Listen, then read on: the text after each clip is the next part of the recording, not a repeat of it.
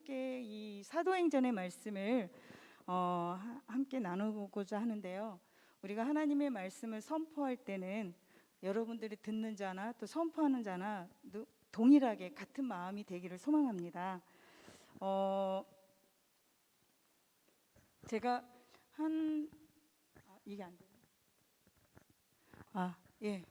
제가 10월, 11월 달 2달 정도 그 청와대 직원들과 함께 거기에 크리스찬인 청와대 직원들이 있어요. 그래서 제가 오래전에 그들하고 몇 년 동안 그 큐티를 매일 아침 월요일 날 6시에 그들과 함께 만나서 큐티 나누고 그랬었어요. 그러다가 이제 저도 바쁘고 이제 또 뭐 그들도 막 이렇게 업무하는 것들이 바뀌면서 저희가 이제 좀 쉬었다가 다시 연락이 와서 제가 8주 동안 그들과 함께 큐티를 나눈 적이 있었습니다.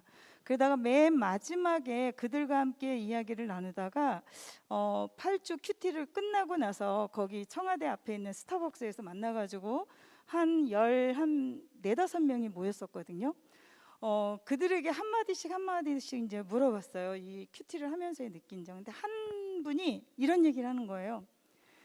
제가 제 시간 24시간 중에 6시에 주님을 만나는 이 시간이 저에게는 가장 값진 시간이었습니다. 그리고 값진 낭비였습니다. 그 말을 해서 제가 충격을 받아서 그 말이 계속 제 가슴에 꽂히는 거예요. 값진 낭비 막 이러면서.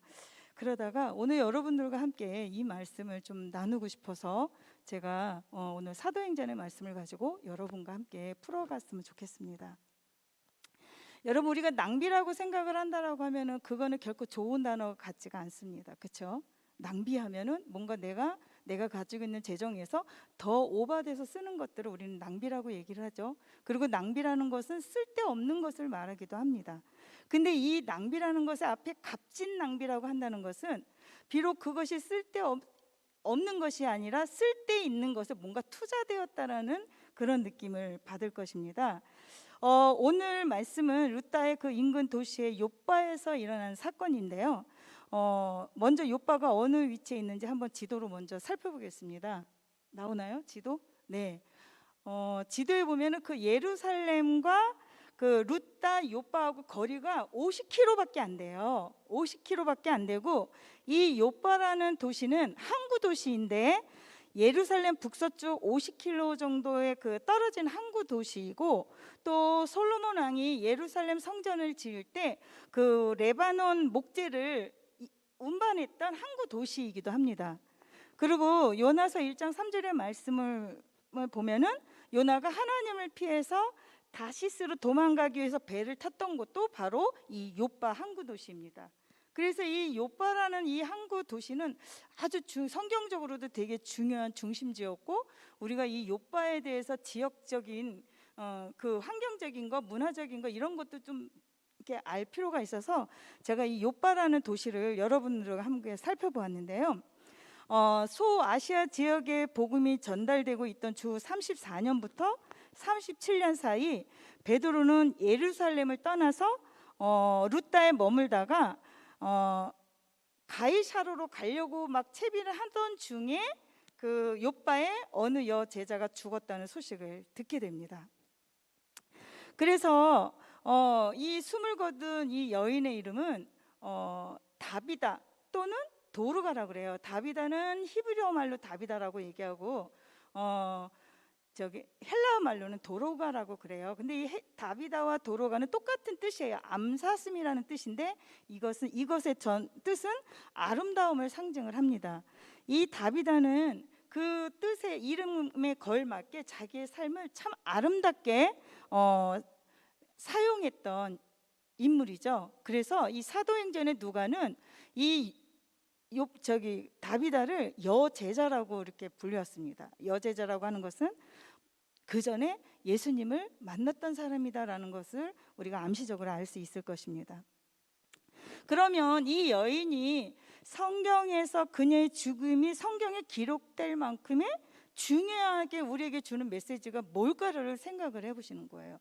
큐티는 별거 아니에요, 여러분. 내가 은혜 받은 거 하는 게 아니라 자꾸 그러니까 비판적 사고가 있어야 돼요. 왜 베드로가 요바에 갔지? 왜 이 여자가 죽었지? 왜 이 여자가 선행을 잘했다는 것이 왜 성경에 나왔지? 이런 것들을 자꾸 여러분들이 가지고 있어야 이게 자꾸 재해석이 돼서 그게 은혜가 여러분들에게 더해지거든요. 그녀의 죽음이 성경에 기록될 만큼의 뭔가 가치가 있었기 때문에 이 다비다라는 여자가 성경에 기록되었던 것 같습니다. 본문에는 이렇게 시작을 합니다. 우리가 처음에 하나님의 말씀을 선포한 것처럼 욥바에 다비다라 하는 여제자가 있으니 그 이름을 번역하면 도르가라, 선행과 구제하는 일이 심히 많더니라고 첫 구절에 그렇게 시작을 합니다. 이 사도행전을 기록한 누가는 아마 도르가를 예수님의 여제자로 소개를 하면서 이 도르가가 행한 모든 선행과 구제는 단순히 마음이 착해서 한 것이 아니라는 것을 암시적으로 알고 있습니다.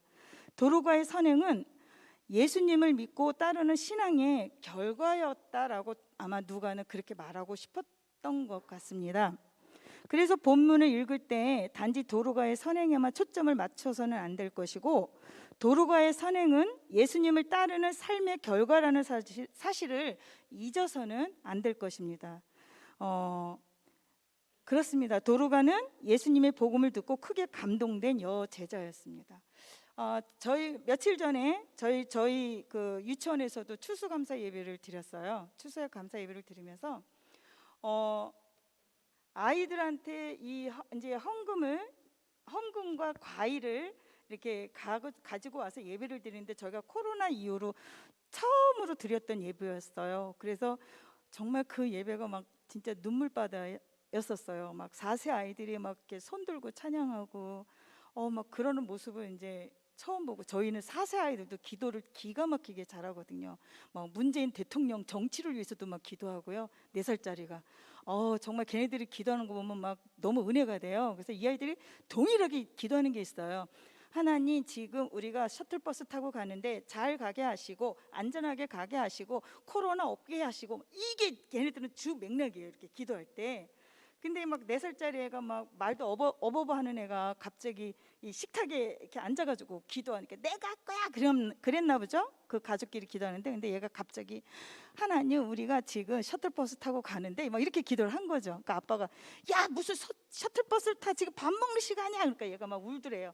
아니야, 기도는 이렇게 하는 거야. 그랬더니 이 아이가 다시 하나님, 우리가 셔틀버스 타고 가는데 잘 가게 하시고 이렇게 기도를 했대요. 그런데 그 아빠가 저한테 전화가 온 거예요. 너무 감격이다. 이 아이, 4살짜리 아이가 이제 겨우 말 문장을 몇 개 정도 할 줄 아는 아이가 이 기도의 긴 문장을 할 수 있었다는 것이 당신에게는 너무 그게 감격이고 감동이었던 거예요. 저희 유치원에는 한 85명 정도 아이들이 있는데 대학교 등록금보다도 비싸요. 우리 아이들이 1년에 내는 진짜 등록금이 한 2,500 돼요. 그렇지만 이 아이들이, 부모님들이 우리 이 유치원에 보내는 이유는 아이들이 영어를 잘하고 뭘 잘하는 것이 중요한 게 아니라 정말 이 아이들이 신앙적으로 잘 양육되기를 원합니다라는 그 부모님들의 그 마음이 있었고, 또 그런 가치가 있었기 때문에 이번에 추수감사 예배를 드리면서도 돈이 몇백이 나왔어요. 정말 그 80명의 아이들이 내는 돈이 몇백이 나온 거예요. 그래서 저희가 컴패션에 그 컴패션 직원들이 오셔가지고 요번에 남미에 태풍으로 집이 완전히 날아가 버린 아이들 3명이 있어서 그 아이들 집 짓는 곳에 사용되어졌습니다. 제가 이렇게 말하고 드리고 싶은 것은, 이런 것들이 우리에게 있어서는 값진 낭비라고 생각을 합니다. 아이들이 또 과일을 갖고 온 것은 서대문 쪽에 부모님이 없는 아이들이 자라는 곳이 있어요. 그러니까 입양되지 못해서 자라나는 아이들이 있는데, 거기에다가 또 과일을 갖다 주면서 그곳의 사정을 얘기를 들으면서 저희 부모님들과 함께 내년에는 그 부모 없는 아이들을 1:1 양육을 한번 해보자는 계획도 가지고 있습니다. 저는 우리가 하나님이 계신다는 그 이유 때문에 우리는 때로는 쓸데없는 낭비가 아니라 값진 낭비를 많이 하게 됩니다. 오늘 이 도루가도 마찬가지였어요. 이 도루가가 선행을 했던 그 가장 이유는 뭐냐면은 과부들을 속옷과 겉옷을 지어주고 그들을 돌봐주는 일을 했습니다. 그래서 이 도루가가 선행 일을 했던 것은 바로 예수님을 따르는 제자였기 때문에 이 일들을 기꺼이 했는데 이 여인이 죽었단 말이죠. 그럼 여러분 생각해 보세요. 제가 성지순례도 가보지만 무지 더워요. 진짜 더워요. 더운데 거기 집에 들어가면은 그냥 이렇게 진짜 바람 막아주고 햇빛 막아주는 집 정도 이렇게 될 거예요. 근데 오늘 도루가를 죽었는데 이 도루가를 2층 다락방에다 올려놨다고 그래요. 그러면 여러분들 장례를 치를 경우에는 사람들이 조문할 때는 1층이 좋지 2층이 있으면 불편해요. 그런데 이 다비다를 가부들과 사람들이 시체를 다락방 위에다가 놨다라고 해요. 왜 그럴까요? 왜 올려놨을까요? 왜 다락방에 올려놨을까? 이들은 다비다가 다시 살아날 것이라는 믿음의 확신이 있었어요. 그래서 다락방에 올려놨습니다. 그 증거가 뭐냐면 열왕기상 17장에 보면은 엘리야가 기거하는 사르밧의 다락방에서 죽은 집주인의 어린 아들을 위하여 간절히 기도할 때 그 아이가 다락방에서 살아났습니다. 열왕기하 4장에서는 엘리사는 수넴의 다락방에서 기거하다가 집주인의 아이들이 죽었을 때 엘리사는 다락방에서 기도하면서 그 아이를 살렸어요. 그래서 그들은 이 다락방이라는 곳은 다시 죽음에서 살아나는, 즉 부활이라는 것을 이들은 전적으로 믿고 신뢰를 했어요. 그래서 이 다비다도 죽었다는 것의 슬픔보다는 이 다비다가 살아날 것이라는 믿음의 확신을 가지고 이 다비다를 2층 다락방에 올려놨습니다. 여러분들에게도 다락방이 있나요? 우리가 어떤 물리적인 다락방이 아니라 영적인 시각으로 봤을 때 여러분들도 다락방이 있나요? 여러분들도 골방이 있나요? 이건 아주 신앙에 있어서 되게 중요하거든요. 우리 선생님 다락방 있어요? 집이 너무 넓어서 다락방 없어요? 우리 형제님들, 우리 자매님들 이름을 하면 제가 이렇게 막 서 있는데 이게 이름을 하면서 우리 드럼 친 형제님 다락방 있어요? 없어요? 우리 여기 노래 잘하신 형제님 다락방 있어요? 이건 중요해요, 여러분. 이건 영적인 시각적으로 되게 중요하거든요. 골방은 있어야 돼요. 다락방 골방은. 저에게 있어서는 다락방이 차예요. 운전. 제가 드라이브를 되게 좋아하거든요.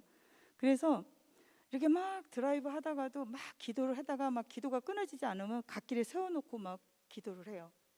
제가 하남에서 살고 저희 유치원이 압구정인데 기도하다가 막 기도가 안 끊어지면 다시 밑으로 내려가서 그 뚝섬 있죠. 그 밑에 내려가서 기도하다가 다시 올라가기도 하고 그래요.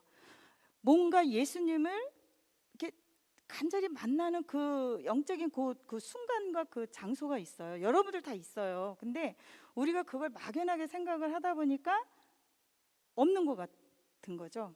여러분들 이렇게 제가 처음에 우리 교회 벌써 1년이 돼가요. 12월 지금 둘째 주인데 벌써 1년이 우리 교회 1년 됐구나라는 생각을 하면서 이 처음에 제가 인터뷰할 때 여기를 딱 들어왔을 때 저 다른 거 안 봤어요. 우리 교회 성전만 보고 이곳이다. 제가 그랬거든요. 여러분들에게 있어서도 다락방이 있었으면 좋겠습니다. 그 생명의 다락방이 여러분들이 힘들 때 어려울 때 여러분들을 살리실 겁니다. 이 다락방이라는 것은 우리가 어떤 위험이나 어떤 기쁨이나 어떤 외로움이나 그런 것들을 위로해 줄 수 있는 가장 큰 공간이 다락방이에요.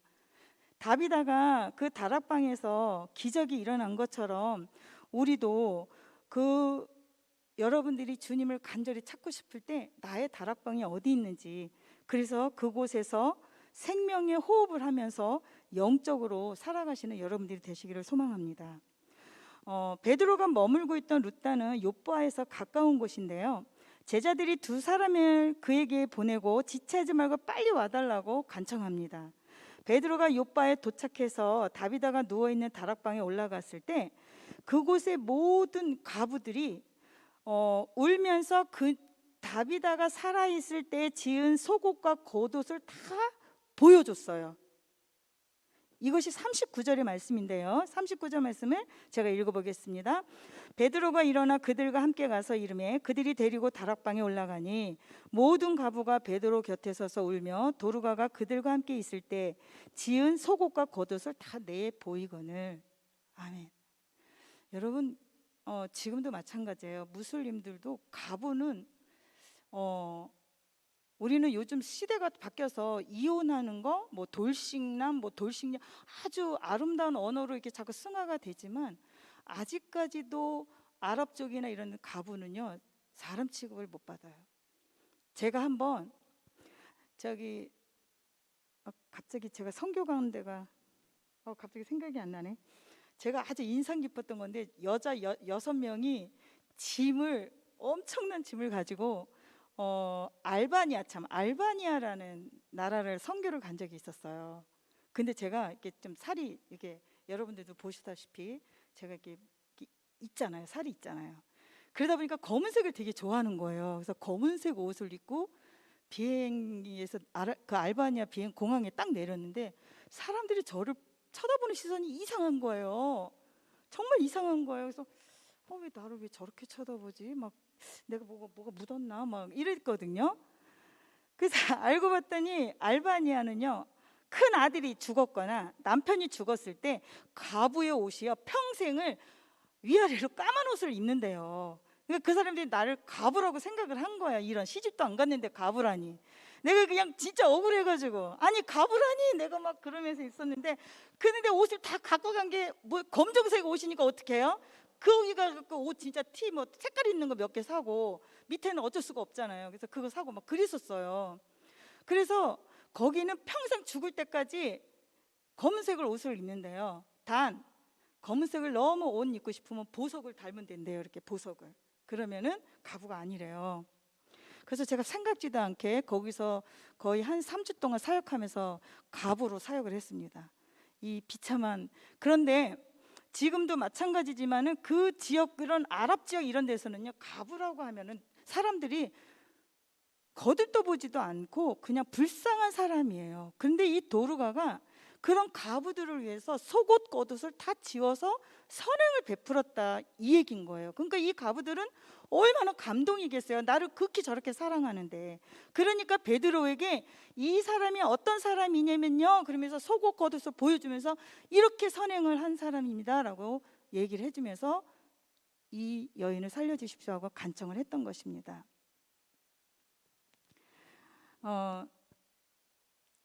여러분들이 이 누군가에게 소중한 사람으로 나는 여러분들도 분명히 멘토링이 있을 거예요. 나는 이 사람을 좀 닮았으면 좋겠다. 누구 했으면 좋겠다. 이런 생각을 했을 거예요. 이 가부들도 도르가가 아마 그런 롤모델이고 멘토링이었을 것입니다. 그런데 영적인 것과 육적인 것 모든 것들을 위로해 줄 수 있는 이 다비다를 생각하면서 저도 이 설교를 준비하면서 나도 다비다처럼 되고 싶다 이런 생각을 한 적이 있어요. 제가 1년 한 해 첫 시작할 때 저는 항상 그 아시죠? 스타벅스에 커피를 마시면 그 다이어리를 주는 거. 근데 저는 참 아주 순진하게 5,700원씩 계속 커피를 마셨는데 우리 후배가 그걸 가르쳐 주더라고요. 언니 그렇게 하지 말고 그 뭐죠? 그 뭐지? 그 커피 요즘 이렇게 생각이 안 나요. 뭐라고요? 쿠폰? 아니 그거 말고 왜 기본 커피 있잖아요. 에스프레소. 이거 15잔에 사면 된대요. 그래가지고 제가 이 텀블러를 가지고 15잔 주세요. 딱 그렇게 했대. 그렇게 가지고 쿠폰을 모아가지고 다이어리를 미련하게 샀었어요. 지난해까지, 올해까지. 그럼 제가 그걸 쓰면 거기다가 올해 내가 만나야 될 사람 리스트를 뽑습니다. 이렇게. 그리고 나는 그 사람을 꼭 만나요. 요번에 다니엘 기도회 때 여러분 최영환 대표 아마 간증했을 거예요. 그 최영환 대표하고 저하고 좀 각별한 사이예요. 제가 그분을 만나기 위해서 공항까지 달려가서 5분 만나고 올 정도로 제가 그분을 되게 좋아하거든요.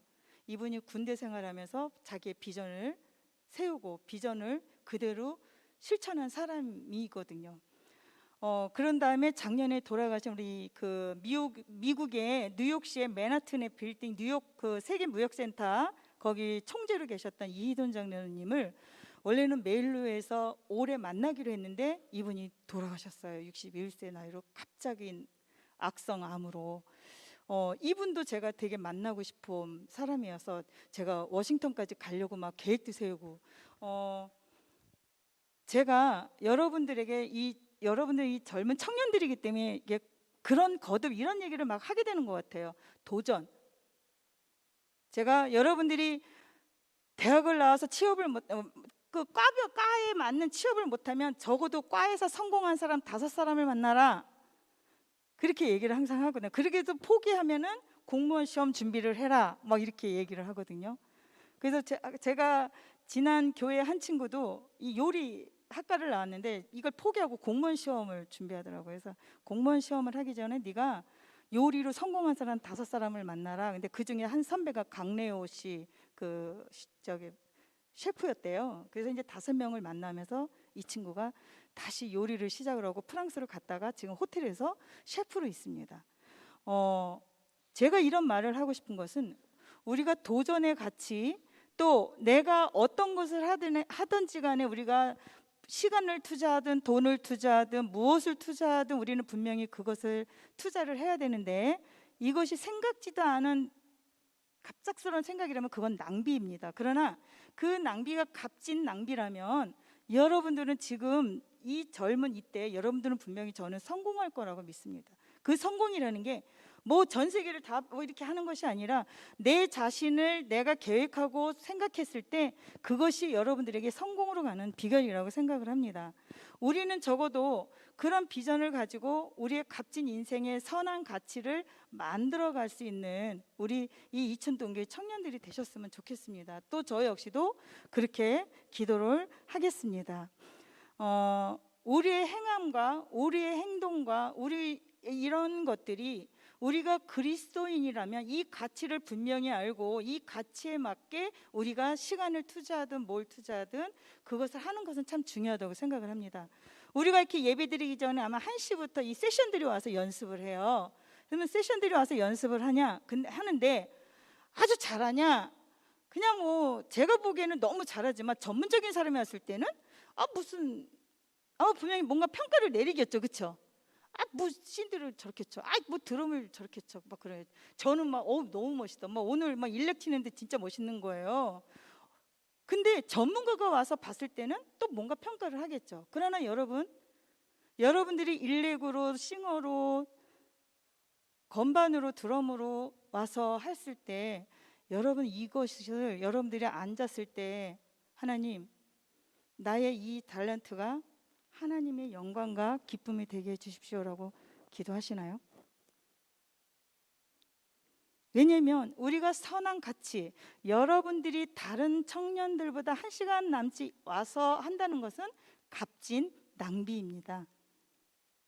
그렇기 때문에 여러분들이 이 값진 낭비를 위해서 내가 서야 될 자리에 딱 섰을 때 하나님 이곳에서 기적을 보여주시옵소서.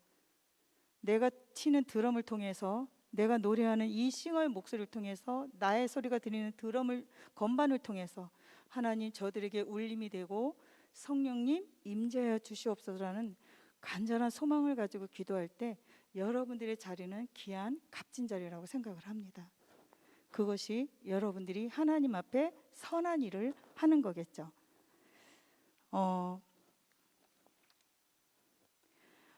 베드로는 그렇게 가부들을 통해서 이 다비다의 선행에 대해서 알게 되었고 베드로는 모든 사람들을 바깥으로 나가게 하고 그는 무릎을 꿇고 기도를 합니다.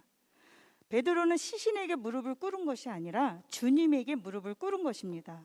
그리고 시신적으로 몸을 돌려서 다비다야 일어나라 라고 얘기합니다.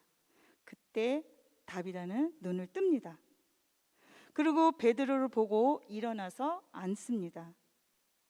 이 사건은 한 생명을 죽음에서 살린 이 사건은 부활의 신앙의 사건입니다. 가부들과 욥바에 있는 모든 성도들의 간절한 소망과 믿음은 예수님께서 부활하심에 대한 확실한 믿음의 증거를 이 다비다를 통해서 더 확실하게 보여준 것이죠. 그래서 여기서 주목할 점은 죽었던 자를 살리시는 하나님의 권능과 함께 다비다의 수고로운 삶이 결코 헛된 것이 아니다라는 것을 성경이 주장하고 있다는 것입니다. 그래서 사도행전을 지은 누가는 그래서 이 다비다를 성경 인물로 성경에 실었을 것입니다. 한 여인의 죽음을 정성스럽게 다루는 성경 기록자의 이 관심은 다비다의 사역이 하나님 나라의 확장에 중요한 이유가 됐다는 점을 증거하기 위해서고요. 베드로의 이적을 통해서 하나님 나라가 더욱 확장되고 있음을 드러내는 일입니다. 제가 다시 한번 말씀드리겠지만 이 세션들이 와서 우리의 예배를 하나님께 드리기 위해서 먼저 나와서 인도한 것은 바로 하나님의 나라를 확장하기 위해서 여러분들을 사용하고 있다는 사실입니다. 저는 그래서 이렇게 우리 청년들 이렇게 한 분 한 분이 신앙으로 버티고 살려가는 여러분들의 모습을 보면 그렇게 예쁘고 아름다울 수가 없어요. 분명히 삐뚤로 나간다 해더라도 누구 하나 손가락질할 사람은 없거든요. 근데 여러분들이 이 시간에 나와서 하나님께 드려주는 이 시간의 가치가 얼마나 중요하고 또 여러분들이 쓰임받고 있다는 이 사실이 정말 하나님 나라를 확장하는 것 쓰임받다라는 것은 이건 놀라운 기적입니다. 그래서 여러분들의 삶을 항상 선한 가치로 하나님께 쓰임받는 여러분들이 되시기를 간절히 소망합니다. 우리 사도행전 9장 41절 한번 같이 읽어보겠습니다. 41절 42절 같이 한번 읽어볼까요? 시작. 베드로가 손을 내밀어 일으키고 성도들과 가부들을 불러들여 그가 살아난 것을 보이니 온 요파 사람이 알고 많은 사람이 주를 믿더라. 아멘. 베드로가 손을 내밀어서 다비다를 일으켜 세웁니다. 그리고 성도들과 가부들에게 보여줍니다. 이것을 통해서 요파에 있는 모든 사람들은 예수님을 믿게 됐어요.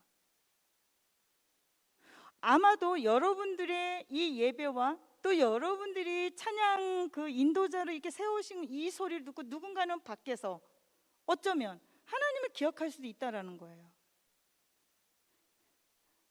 우리는 어떤 일을 하든지 간에 그 선한 일을, 선한 가치라는 것에 있어서 우리는 중요한 메시지가 담겨져 있는데요. 우리에게 있어서도 이 다비다가 살아나서 모든 사람에게 주를 믿게 한 동기가 되었던 것처럼 우리에게도 죽어있던 영이 살아나야 합니다. 아까 서두에 제가 말씀을 드린 것처럼 우리 안에 다락방이 있어서 그 다락방 안에서 우리가 주님께 회복할 수 있는 그런 시간과 그런 헌신이 필요하다고 생각을 합니다. 제가 이제 마지막으로 말씀을 나누겠는데요. 오늘 지금의 말씀은 무두장이에 대해서 한번 말씀을 나누고자 합니다. 9장 43절인데요. 베드로가 욥바에 여러 날 있어 시몬이라 하는 무두장이 집에 머무니라. 아멘. 베드로는 다비다를 살리고 나서 욥바에 여러 날을 머물게 돼요. 그러면은 욥바에 있는 성도들은 베드로가 자기네 집에 왔으면 좋겠는 거예요. 초대돼서 우리 집에 왔으면 우리 집에서 하룻밤만 잤으면 좋겠다라는 소망이 있을 거예요. 근데 뜻하지 않게 엉뚱하게 베드로는 무두장이 집으로 가서 묵는 거예요. 근데 여러분 무두장이가 뭐냐면은 그 죽은 짐승의 가죽으로 이 신발을 만드는, 이 가방을 만드는 그런 직업을 가진 사람이에요. 근데 이 무두장이는 인간 중에 아주 최하의 인간의 취급을 받습니다. 사람으로 취급을 받지 않습니다. 그런데 베드로가 그 무두장의 집에 머문다고 하니까 모든 사람들이 깜짝 놀란 거죠. 근데 여기서 아이러니한 게 있어요. 무두장이의 그 사람 취급하지 않는 이 무두장이를 유대인들은 그들이 만든 부정하다고 생각한 것. 그러니까 레위기 5장 2절의 말씀이면 죽은 짐승은 부정하다고 생각을 해서 그것을 몸으로 만지면 더럽다고 하거든요. 그래서 무두장에 손도 안 만지고 그 집에 가지도 않아요. 그런데 이 무두장이가 만든 가죽 옷을 이 유대인들은 되게 좋아하는 거예요. 아이러니하지 않나요? 무두장이는 인간 취급을 안 하면서 그들이 만든 가죽 그런 것들을 좋아하고 그들이 가지고 있는 그들이 만든 신발을 신고 그래요. 아이러니해요. 우리 아이러니한 거 또 있잖아요. 우리가 이렇게 성지순례 많이 가잖아요. 근데 이스라엘이나 그런 데 성지순례 가면은 예수를 메시아라고 구세주라고 인정 안 해요. 근데 걔네들이 여행 가다 보면 가이드가 뭐 여기가 예수님의 무덤이었고 여기 예수님이 뭐 하셨고 막 이러면서 돈을 벌어요. 그것도 아이러니하지 않나요? 인정하지 않으면서 성지 여행이라고 해가지고 그걸 오픈해서 여행해서 돈을 버는 거. 이건 무엇을 의미할까요? 겉과 속이 같아야 된다는 거예요. 우리도 어쩌면 그리스도인이지만 우리도 우리의 가치관이 누군가가 저기에서 아주 허름한 사람이 들어오면 빨리 나서서 저 사람을 내가 공손히 모시고 베풀고 이러는 것이 아니라 저 사람 우리 교회 왜 왔지? 이렇게 생각할 수도 있고, 또 내가 그리스도인이라고 했을 때 우리의 행함과 우리의 행실과 우리의 언행이 어떤 사람을 만나느냐, 어떤 문화 속에 있느냐에 따라서 우리는 그것을 때로는 비판하고 그리고 가치의 눈으로 바라보는 그런 생각을 할 때도 있죠.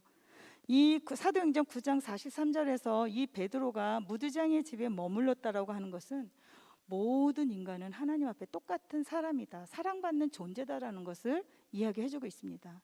그래서 이 베드로는 그 하나님의 사랑을 무두장이의 집에 머물면서 그 사랑을 그 무두장이에게 낭비를 합니다. 이것이 값진 사랑의 낭비죠.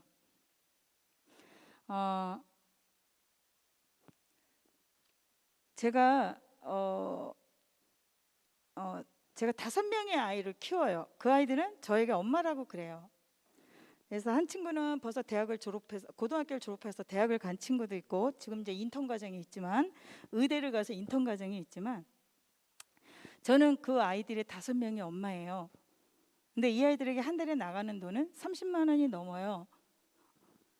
그리고 이 아이들은 여러 나라에 있어요. 그래서 인도에 있는 아이 1년에 한 번씩, 아프리카에 있는 케냐에 있는 친구 1년에 한 번 만나고, 또 인도에 있는 친구 한 번 만나고, 또 페루에 있는 친구는 거기에 제가 아는 선교사님이 계셔서 원래는 작년에 가려고 했었는데 코로나 때문에 못 갔는데 다시 이제 비행기가 뜨면 또 그 친구를 만나러 가려고 해요. 근데 그 아이들은 저한테 편지할 때 엄마라고 해요.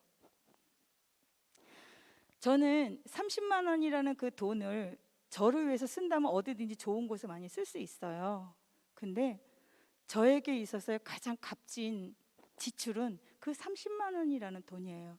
이 돈은 그 아이들의 교육과 그 아이들의 집안의 양식을 돕는데 아주 중요한 돈이기 때문에 저는 제가 가장 값진 지출, 가장 값진 낭비라고 한다면 나는 이 아이들에게 들어가는 돈을 저는 가장 값진 낭비라고 합니다.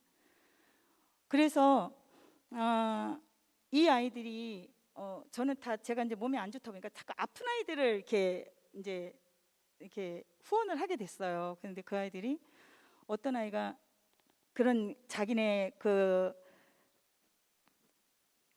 인도에 있는 아이인데 이 아이가 힌두교인데 이 아이가 그 센터에 와서 교육을 받다가 그 힌두교 청년들로 인해서 한쪽 팔을 잃었대요. 이렇게 자른 거죠. 너 거기 가면 자른다. 두 번째는 다리를 자른다. 이런 식으로. 그래서 그런데도 이 친구가 개종을 해서 와서 하나님께 찬양하고 하나님께 예배하는, 그러면서 이 아이가 결국에는 우리가 촬영을 하러 그 아이를 만나서 영상 촬영을 하러 가려고 했었는데 그 전날 이 아이가 죽임을 당한 거예요. 힌두교인들한테. 그래서 저희들이 촬영팀들하고 정말 많이 울면서 그 아이를 위해서 예배하고 그랬는데 이 아이의 부모님이 그 얘기를 하더라고요. 너 가지 마라, 너 목숨을 잃을 거다. 그런데 이 아이가 중요한 얘기를 한 거예요. 엄마, 나는 힌두교보다 거기 가서 하나님을 찬양하는데 내 마음이 너무 기뻐, 이 얘기를 했다는 거예요. 그래서 나는 죽어도 아깝지가 않아 라는 얘기를 했는데 결국에는 그런 죽임을 당했어요. 여러분들은 지금 예수님을 믿는다고 너 이춘동 교회 가면 너 다리 몽둥이 부러뜨릴 거여서 부러진 적 있나요? 너 가서 건반 치면 내가 네 손가락을 없애버릴 거야 그러면 그런 적 있나요? 우리는 이렇게 자유하고 감사하면서 우리가 신앙을 하면서도 우리는 그 가치를 모를 때가 너무 많다는 거예요. 슬픈 현실이죠. 어느 곳은 그 신앙에 값진 것을 알지만 어느 곳에는 그 값진 신앙을 그냥 무참하게 그냥 쓰레기 마냥 버리는 그런 신앙생활을 하는 경우도 있습니다. 제가 이 아이들을 이렇게 후원하면서 그 아이들에게 저의 그 가장 값진 이 낭비라고 여러분들에게 고백한 것처럼 제가 왜 이들에게 그걸 값진 낭비라고 했을까요? 이들에게는 하나님의 소망이 있기 때문에, 하나님의 말씀으로 이 아이들을 자라고 양육하기 때문에 저는 그것을 값진 낭비라고 저는 이렇게 고백을 합니다.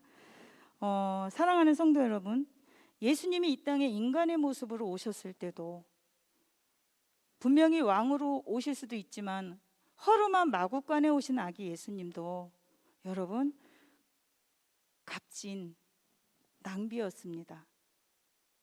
그리고 우리와 동일한 인간의 모습으로 오시면서 우리에게 하나님의 사랑을 보이고자 또 하나님의 사랑을 우리에게 심어주고자 당신은 그렇게 나약한 모습으로 우리와 동일하게 그런 모습으로 왔습니다.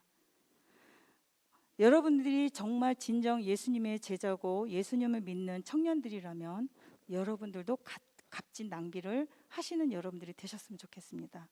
또한 여러분들 한 사람을 통해서 이 사회가, 이 나라가, 이 지구가, 이 세계가 영향을 미치는 그런 여러분들이 되기를 저는 계속 지속적으로 기도할 것입니다. 여러분들은 그런 사람으로 되게 해달라고. 그래서 제가 항상 축복하는 게 있습니다. 5,000명을 죽이는 꿈을 갖는 게 아니라 5,000명을 살리는 꿈을 갖는 여러분들이 됐으면 좋겠습니다. 그래서 오병이의 기적처럼 그 물고기 2마리와 떡 5개가 5,000명을 살리신 기적이 우리 청년들에게도 분명히 있습니다. 그런 마음으로 여러분들이 정말 그 하나님의 아버지의 마음을 아시고 그런 삶을 사시는 우리 귀한 청년들과 우리 교회 성도님들이 되시기를 간절히 소망합니다. 그래서 우리가 언제나 하나님을 믿는 믿음이 내 행함을 통해서 값진 낭비를 하시는 우리 귀한 청년들과 성도님들이 되시기를 간절히 소망하면서 오늘 이 시간 저와 함께 하나님 아버지의 마음이라는 찬양을 하면서 주님, 제가 여기 있습니다. 제가 비록 나약하고 연약하지만 저를 통해서 하나님 나라를 이루실 그 주님을 제가 오늘도 의지하고 믿으며 나아갑니다. 나와 함께하여 주옵소서. 내가 아버지의 마음과 동일한 삶을 살겠습니다 하는 고백으로 이 창을 같이 찬양을 하겠습니다.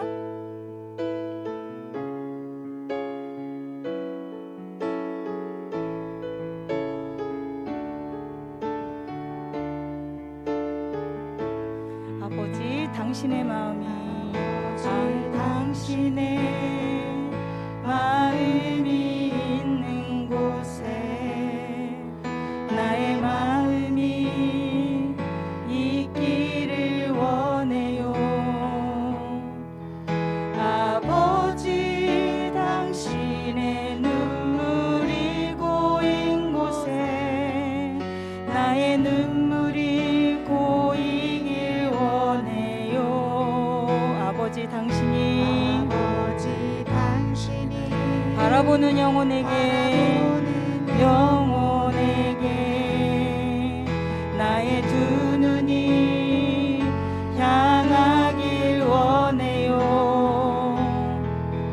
아버지, 당신이 울고 있는 어두운 땅에 나의 두 발이 향하길 원해요. 나의 마음이 아버지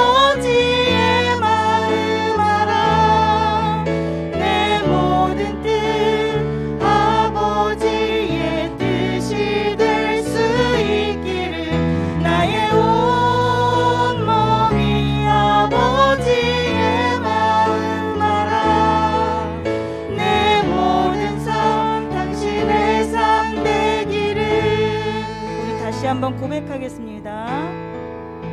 아버지 당신의 마음이 있는 곳에 나의 마음이 있기를 원해요. 아버지 당신의 눈물이 고인 곳에 나의 눈물이 고이길 원해요. 그렇습니다. 아버지 당신이 바라보는 영혼에게 나의 두 눈이 향하길 원해요. 아버지 당신이 울고 있는 어두운 땅에 나의 두 발이 향하길 원해요. 나의 마음이 아버지의 마음 알아. 내 모든 뜻 아버지의 뜻이 될 수 있기를. 나의 온 몸이 아버지의 마음 알아. 내 모든 삶 당신의 삶 되기를. 나의 마음이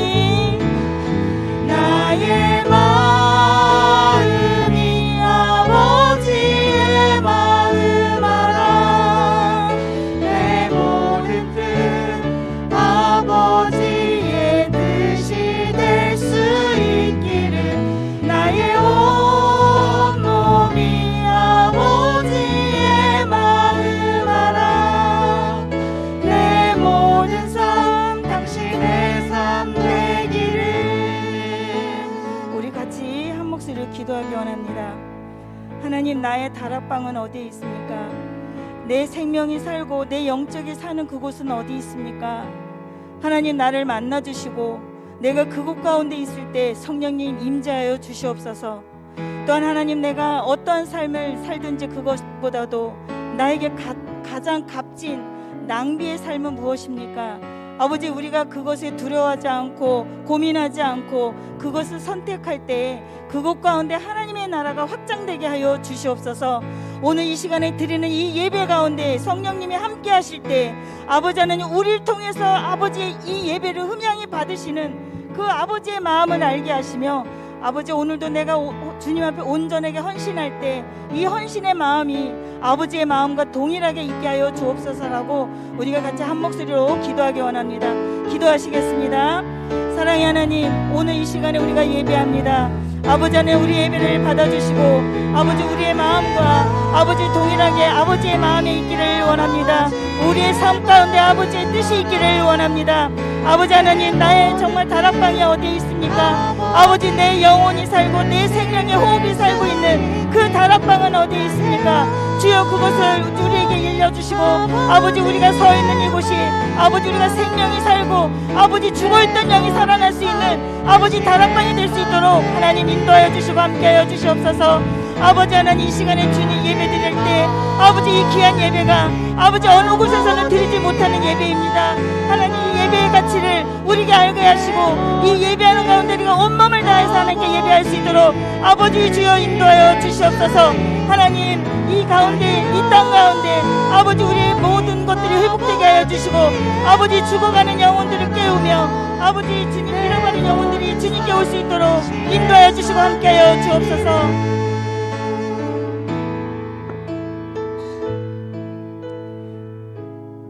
아버지, 그렇습니다. 오늘도 드리는 이 귀한 예배가 하나님께 온전히 올려지는 예배가 되기를 원합니다. 하나님, 내 아이 삶 가운데서 아버지, 우리의 다락방이 어디에 있습니까? 아버지, 내가 그곳에서 내 생명이 살고 내 영이 살고 아버지 안에 우리의 모든 것들이 살아날 수 있는 그 다락방이 어디 있습니까? 아버지, 이천동 교회가 다락방이 되기를 원합니다. 이곳 가운데 모든 들어오는 이가 아버지 회복되어지고 아버지 새 생명으로 살아서 거듭날 수 있는 그곳이 이 이천동 교회가 되기를 원합니다. 아버지 우리 청년들을 한 명 한 명 주님 앞에 올려드릴 때 아버지 이들의 헌신과 이들의 주님 앞에 드려지는 이 예배와 각자 가지고 있는 이 헌신의 예배를 통하여서 하나님의 나라가 확장되게 하여 주시옵소서. 또한 우리 가운데 하나님 우리가 베풀어야 될 곳 또 어려운 곳이 있다면 아버지 그것 가운데 우리의 삶을 값진 낭비할 수 있도록 하나님 인도하시고 함께하여 주시옵소서. 모든 영광을 주님께 올려드립니다.